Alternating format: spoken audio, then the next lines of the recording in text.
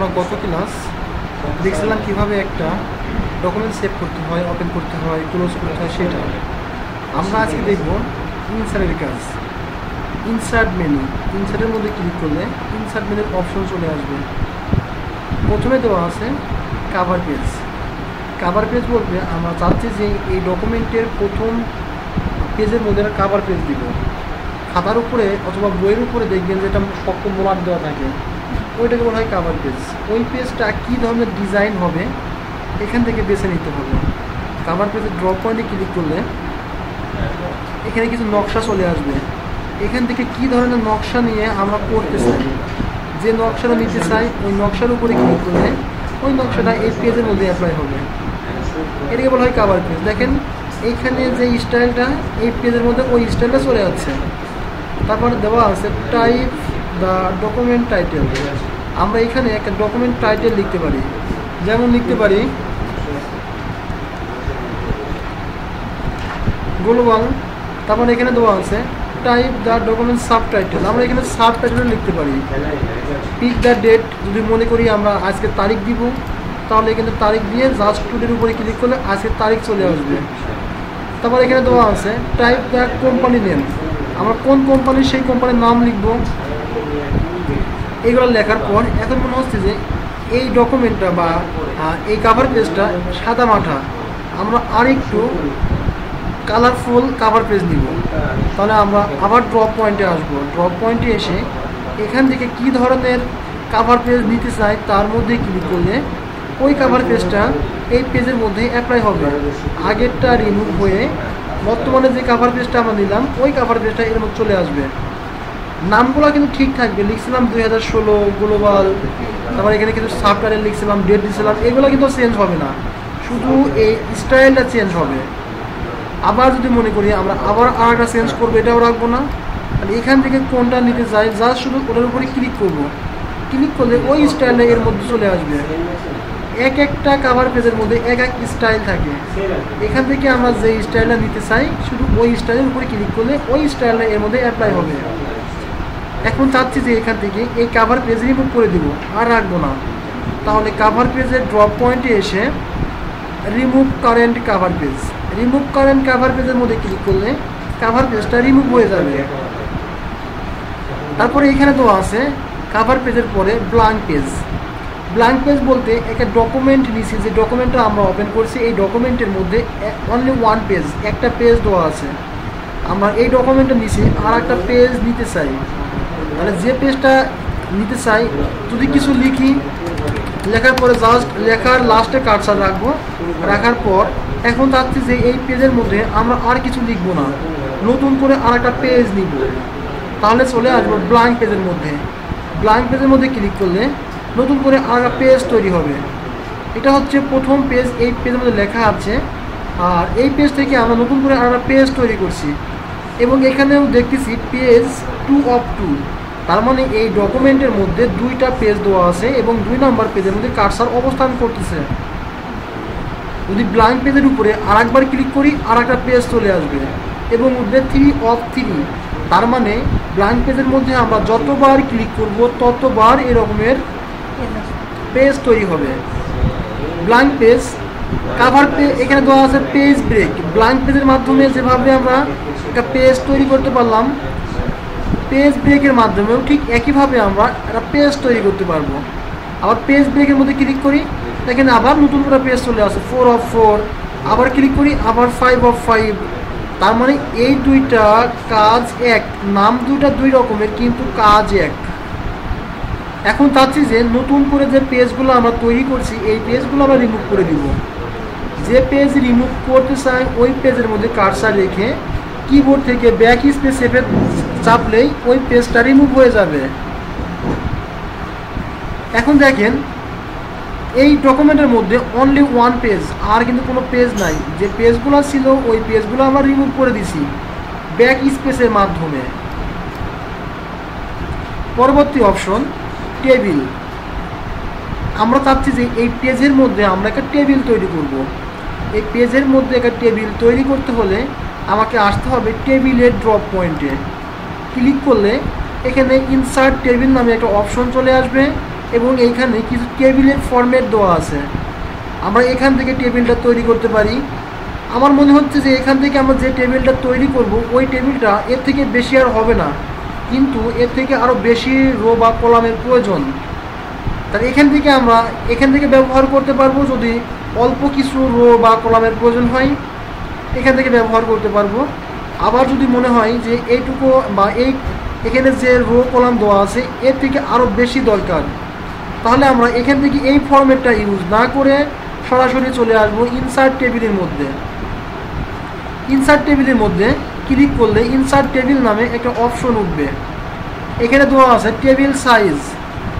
Table সাইজের মধ্যে দেওয়া আছে নাম্বার অফ কলাম। আমরা কতগুলো কলাম দিতে চাই এর মধ্যে। এখানে আমরা একটা টেবিল তৈরি করব, ওই টেবিলের মধ্যে কতগুলো কলাম থাকবে। এখানে অটোমেটিক দেওয়া থাকে 5 কলাম আর রো থাকে 2 কলাম।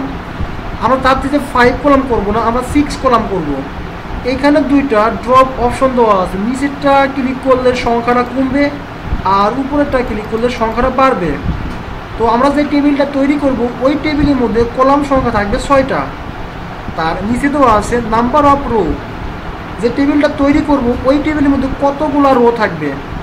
রোটা আমরা এখান থেকে ক্লিক করলে একইভাবে কমবে আর উপরে ক্লিক করলে বাড়বে। আমরা চাচ্ছি যে এখানে 25টা রো নিব, তাহলে 2টা অবশ্যই দেওয়া আছে। 2-এর ডান দিকে কার্সার রেখে কিবোর্ড থেকে 5 লিখলে 25 চলে আসবে। অথবা 2টাই মুছে দিয়ে যদি আমরা 24 করি 24 হবে। জাস্ট শুধু এখান থেকে রো আর কলামটা সিলেক্ট করব। সিলেক্ট করে ওকের উপরে চাপ দিলে এই পেজের মধ্যে একটা টেবিল তৈরি হবে। টেবিলের মধ্যে 6টা কলাম দেওয়া আছে। 1টা 2টা 3টা 4টা 5টা 6টা কলাম বলতে এখান থেকে দেখেন আমি যেগুলো কালারিং করলাম মানে সিলেক্ট করলাম এটাকে বলা হয় কলাম। আর রো বলতে এখন যেভাবে কার্সারটা সিলেক্ট করা আছে, যে ঘরটা সিলেক্ট করা আছে এটাকে বলা হয় রো। তাহলে ভার্টিক্যাল যেটা এটাকে বলা হয় কলাম আর হরিজন্টাল যেটা এটাকে বলা হয় রো।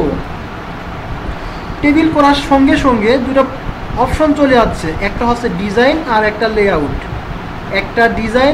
লেআউট। এই দুইটা অপশন তৈরি হয়েছে শুধু টেবিলের জন্য। যদি আমরা টেবিলের বাইরে কার্সার ক্লিক করি তাহলে ওই দুইটা অপশন আর থাকবে না। টেবিলের মধ্যে যখনই মাউস পয়েন্ট দিয়ে ক্লিক করব তখন এই দুটো অপশন তৈরি হবে। প্রথমে দেওয়া আছে ডিজাইন। ডিজাইন মূলত এই টেবিলের মধ্যে আমরা কি ধরনের ডিজাইন নিতে চাই। এখানে বিভিন্ন রকমের টেবিল স্টাইল দেওয়া আছে। টেবিল স্টাইলের মধ্যে আমরা মাউস পয়েন্ট নিলে যে স্টাইলের মধ্যে আমরা মাউস পয়েন্ট নিব, মাউস পয়েন্টটা নেওয়ার সঙ্গে সঙ্গে ওই কালারটা টেবিলের মধ্যে অ্যাপ্লাই হবে। ড্রপ পয়েন্টে ক্লিক করলে আরও বিভিন্ন রকমের স্টাইল পাওয়া যাবে। যে স্টাইলটা ভালো লাগবে জাস্ট শুধু ওই স্টাইলের মধ্যে ক্লিক করব। ক্লিক করলে ওই কালারটা টেবিলের মধ্যে অ্যাপ্লাই হবে। এখান থেকে একটা কালার দিলাম, ওই কালারটা টেবিলের মধ্যে অ্যাপ্লাই হয়েছে, একটু ডিপ কালার। এখানে তো আছে টেবিল স্টাইল। টেবিল স্টাইলের মধ্যে থেকে আমরা এই কালারটা নিলাম। নেওয়ার পর জাস্ট শুধু এইটুকুই কাজ, একটা টেবিলের মধ্যে কিভাবে আমরা স্টাইলটা দিব। তারপরে চলে আসবো টেবিল স্টাইল অপশনের মধ্যে। ফার্স্টে দেওয়া আছে হেডার রো। হেডার রো বলতে টেবিলের উপরে যে কলামটা রোটা রয়েছে এই রোটা ব্ল্যাঙ্ক মানে সাদা হোয়াইট আর নিচেরটা কালারিং। আমরা চাচ্ছি যে উপরের ঘরটা কালারিং হবে আর নিচের ঘরটা সাদা হবে। যদি আমরা টেবিলের মধ্যে এইটা করতে চাই এখানে তো আছে হেডার রো। হেডার রোয়ের এই টিকটা উঠাই দিব। এখন দেখেন প্রথম ঘরটা কালারিং হয়েছে আর দ্বিতীয় ঘরটা ব্ল্যাঙ্ক হয়ে গেছে মানে সাদা হয়ে গেছে। পুনরায় যদি আমরা আবার ওই কাজটা মানে প্রথম ঘরটা সাদা আর দ্বিতীয় ঘরে কালারিং করতে চাই হেডার রোয়ের ঘরের মধ্যে একটা টিক বসাই দিব, তাহলে আগের মতো হয়ে যাবে। টোটাল রো দরকার নাই। এবার চলে আসবো ব্র্যান্ডেড রোয়ের মধ্যে। এর মধ্যে কালারটা আছে কিন্তু আমরা চাচ্ছি যে কালারটা রাখবো না, হাইড করে রাখবো। ব্র্যান্ডেড রোয়ের টিকটা ওঠাই দিলে এর মধ্যে কালারগুলো হাইড হয়ে থাকবে। আবার যদি টিকটা বসাই দিই তাহলে আবার কালারটা ফিরে আসবে। ফার্স্ট কলাম লাস্ট কলামের দরকার নাই। এবার চলে আসবো ব্র্যান্ডেড কলামের মধ্যে। এর মধ্যে কিন্তু কালারটা এক রকমের, এক ঢালা কালার। যদি আমরা ব্যান্ডাইট কলামের ঘরের মধ্যে একটা টিক বসাই দিই, তাহলে ডোরাকাটা অংশ চলে আসবে। এটা এক রকমের, এটা আর এক রকমের, এটা এক রকমের, এটা আর এক রকমের। তার মানে এখান থেকে তিনটা এক রকমের, তিনটা আর এক রকমের, এভাবে অপশনটা তৈরি হবে। যদি আবার মনে করি এটা উঠাই দিব, তাহলে ব্যান্ডাইট কলামের টিকটা উঠাই দিলেই ওটা আগের মতো হয়ে যাবে। এখন চাচ্ছি যে এই টেবিলের মধ্যে আমরা যে কালারিংটা করলাম, এই কালারিংটা রাখবো না, রিমুভ করে দিব। এই কালারটা রাখবো না, রিমুভ করে দিব। তাহলে টেবিল স্টাইলের ড্রপ পয়েন্টে এসে নিচে দেওয়া আছে ক্লিয়ার, ক্লিয়ারের উপরে ক্লিক করলে এর মধ্যে যে কালারগুলো থাকবে ওইগুলো রিমুভ হয়ে যাবে। কিন্তু ঘরগুলো অনেক বড় বড় হয়ে গেছে, আগের মতো ঘরগুলো আর ছোট ছোট নাই। যদি আমরা আগের মতো ঘরগুলো ছোট ছোট করতে চাই, এটাকে বলা হয় টেবিল গ্রিড। টেবিল গ্রিডের মধ্যে ক্লিক করলে ঘরগুলো আবার আগের মতো চলে আসবে। তারপরে এখানে দেওয়া আছে শেডিং। যে কাজটা আমরা হোমের মধ্যে করছি শেডিং, ঠিক একই কাজ এখান থেকে আমরা শেডিং করতে পারবো। আমি চাচ্ছি যে এখানে যে ঘরের মধ্যে কার্সার রাখছি এই ঘরের মধ্যে কালারিং তৈরি হবে শেডিংয়ের মাধ্যমে। শেডিংয়ের ড্রপ পয়েন্টে এসে এখান থেকে কী ধরনের কালার দিতে চাই তার মধ্যে ক্লিক করি, ওই কালারটা চলে যাচ্ছে। সেম এই কাজটা আমরা করতে পারবো ডিজাইনের মধ্যে এসে। ডিজাইনের মধ্যে দেওয়া আছে শেডিং। এখন চাচ্ছি যে এখানে যে কালারটা দেওয়া আছে এই কালারটা আমরা রিমুভ করবো। শেডিংয়ের ড্রপ পয়েন্টে এসে নো কালারের মধ্যে ক্লিক করলে ওই কালারটা রিমুভ হয়ে যাবে। আবার যদি চাই একের অধিক ঘরের মধ্যে আমরা কালারিং করব, তাহলে একের অধিক ঘর সিলেক্ট করতে হবে। যতটুকু ঘরের মধ্যে বা যতগুলো ঘরের মধ্যে আমরা কালারিং করতে চাই অতগুলো ঘর একসঙ্গে সিলেক্ট করব। সিলেক্ট করে শেডিংয়ের ড্রপ পয়েন্টে এসে যে কালারটা দিতে চাই তার মধ্যে ক্লিক করলে ওই কালারগুলো চলে আসবে। আবার যদি মনে করি যে একটা ঘর থেকে আমরা কালারিংটা রিমুভ করব, আর যে ঘর থেকে কালারিংটা রিমুভ করতে চাই ওই ঘরের মধ্যে কার্সার রাখবো। শুধু একটা ঘর থেকে কালারিংটা রিমুভ করতে চাই, শুধু ওই ঘরের মধ্যে কার্সার রাখবো। কার্সার রাখার পর শেডিংয়ের ড্রপ পয়েন্টে এসে নো কালারের মধ্যে ক্লিক করলে ওই ঘর থেকে কালারিংটা রিমুভ হয়ে যাবে। আবার যদি মনে চাই যে সবগুলো ঘর থেকে আমরা কালারিং রিমুভ করব, তাহলে সবগুলো ঘর একসঙ্গে সিলেক্ট করব। সিলেক্ট করে শেডিংয়ের ড্রপ পয়েন্টে এসে নো কালারের মধ্যে ক্লিক করলে সবগুলো ঘর থেকে একসঙ্গে কালারটা রিমুভ হয়ে যাবে।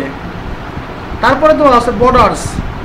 যে কাজটা আমরা দেখছিলাম হোমের মধ্যে, হোমের মধ্যে এসে বটম বর্ডার, এখানে তো আছে বর্ডার্স অ্যান্ড শেডিং আছে না, সেম এই কাজ চলে আসবো ডিজাইনের মধ্যে এসে।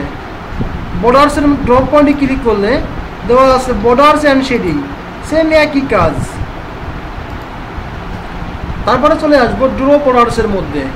ড্র মানে হাতে কিছু তৈরি করা, হাতে কিছু অঙ্কন করা, ড্র করা, আঁকা। তো তার আগে আমরা চাচ্ছি যে এখান থেকে একটা টেবিল তৈরি করছি, এই টেবিলের মধ্যে কিছু অংশ আমাকে রিমুভ করতে হবে। কিছু অংশ আমরা রিমুভ করব, সম্পূর্ণ টেবিল মুছবো না, তবে টেবিলের মাঝখান থেকে কিছু অংশ রিমুভ করে ফেলবো। রিমুভ করতে হলে আমাকে ইরেজ করতে হবে। ইরেজের মধ্যে ক্লিক করলে পাওয়ারটা অ্যাপ্লাই হবে। এখন কতটুকু অংশ দরকার অতটুকু অংশের মধ্যে মাউস পয়েন্ট নিয়ে যতক্ষণ না আমার কাঙ্ক্ষিত ঘরটা সিলেক্ট করব অতক্ষণ না মাউসের লেফট বাটন ছাড়বো না। যখন আমার কাঙ্ক্ষিত ঘরটা সম্পূর্ণ হবে তখন মাউসের লেফট বাটন ছেড়ে দিব। তাহলে এতটুকু ঘরের মধ্যে থেকে যে রো কলামগুলো ছিল ওইগুলো রিমুভ হয়ে যাবে। এখন চাচ্ছি যে মাউস পয়েন্টার স্বাভাবিকভাবে করতে হবে আগের মতো। ইরেজের মধ্যে পুনরায় ক্লিক করলে মাউস পয়েন্টার স্বাভাবিক হয়ে যাবে। এই ঘরের মধ্যে আমরা এখন কিছু ড্র করতে চাই। ড্র করতে হবে ড্র টেবিলের মাধ্যমে। ড্র টেবিলের মধ্যে ক্লিক করলে কার্সারটা পেন্সিল আকার অথবা কলম আকার ধারণ করবে, মানে কলম বা পেন্সিলের রূপ নেবে। এখানে যদি আমরা এই ঘরের মধ্যে কিছু অঙ্কন করতে চাই জাস্ট ছেড়ে দেব, যেখান থেকে অঙ্কন করতে চাই ওখান থেকে ক্লিক করে লাস্ট পর্যন্ত এসে ছেড়ে দেব। তাহলে ওই ঘরগুলোর মধ্যে একটা করে কলাম তৈরি হবে, কিন্তু কলামগুলোর কালো। আমরা চাচ্ছি যে অন্য কোনো কালি ইউজ করব। পেন কালারের মধ্যে চলে আসবো। পেন কালার ড্রপ পয়েন্টে ক্লিক করলে বিভিন্ন কালার এর মধ্যে আছে। যে কালারটা আমার দরকার ওই কালারের মধ্যে ক্লিক করব। ক্লিক করলে এখানে কালারটা শো করবে। এখন যদি আমরা কোনো কলাম দিতে চাই তাহলে কলামের মধ্যে রেড কালি চলে আসবে। পেন কালারের উপরে এটাকে বলা হয় লাইন ওয়াইড। লাইনটা কত মোটা হবে, ড্রপ পয়েন্টে ক্লিক করলে অনেকগুলো অপশন পাবো, কত মোটা নিতে চাই তার মধ্যে ক্লিক করি। এখন যদি আমরা এখান থেকে এটা দাগ দিই তাহলে লাইনটা অত মোটা হবে। এখন চাচ্ছি যে লাইনটা এত মোটা হবে না, স্লিম হবে আগের মতো, তাহলে আগের মতো করবো, লাইনটা আগের মতো হয়ে যাবে। তার উপরেরটা এটাকে বলা হয় লাইন স্টাইল। এখান থেকে আমরা একটা লাইন নিছি সোজা স্ট্রেট, কিন্তু আমরা চাচ্ছি যে লাইনটা স্ট্রেট করব না, একটু বাঁকাতেরা বা ডট ডট ফোটা ফোটা এরকমের করবো, কিছু স্টাইল করব। লাইন স্টাইলে ড্রপ পয়েন্টে ক্লিক করলে কিছু স্টাইল আসবে। এখানে বিভিন্ন রকমের স্টাইল দেওয়া আছে। কী ধরনের আমার স্টাইল দরকার, যা শুধু ওই স্টাইলের মধ্যে ক্লিক করে ঘরের মধ্যে একটা দাগ দিব, তাহলে লাইনটা ওই রকমের স্টাইল তৈরি হবে। কিন্তু এখানে কিন্তু আর পেন কালার দেওয়া নাই, ব্ল্যাক, এই কারণে এখানে ব্ল্যাক চলে যাচ্ছে। যদি আমরা পেন কালার দিতাম তাহলে কিন্তু এখন পেন কালার চলে আসবে। এখন চাচ্ছি যে আমরা এখান থেকে যে স্টাইলটা নিলাম এই স্টাইলটা চেঞ্জ করব, অন্য কোনো স্টাইল দিব। তাহলে এখান থেকে কোন স্টাইল দিতে চাই, যে স্টাইল দিতে চাই তার মধ্যে ক্লিক করব। ক্লিক করার পর ওই স্টাইলটা এর মধ্যে চলে আসবে। এখন চাচ্ছি যে এর মধ্যে কোনো স্টাইল থাকবে না, নর্মাল থাকবে। তাহলে একদম উপরে দেওয়া আছে নর্মাল। পেন কালার রাখবো না, তাহলে পেন কালার অটোমেটিক আগের মতো হয়ে যাবে। এখন যদি আমরা কোনো দাগ দিই সেটা আগের মতো হয়ে যাবে। এখন চাচ্ছি যে এর মধ্যে যে দাগগুলো দেওয়া আছে এগুলো আমরা সব রিমুভ করে ফেলবো। তা পুনরায় ইমেজের উপরে ক্লিক করে আমরা এখান থেকে সব রিমুভ করে ফেলতে পারি, আগের মতো হয়ে যাবে। ইমেজের উপরে আবার ক্লিক করলে মাউস পয়েন্টার আবার স্বাভাবিক রূপ চলে আসবে। এই ছিল আমাদের প্রথম ক্লাস। টেবিলের মধ্যে টেবিল তৈরি করার পর যে স্টাইলটা চলে যাচ্ছে ডিজাইন, এখানে প্রথম ডিজাইনের কাজ। পরবর্তী অপশন আমরা দেখব লেআউটের কাজ, কিভাবে লেআউটের কাজটা করতে হয়।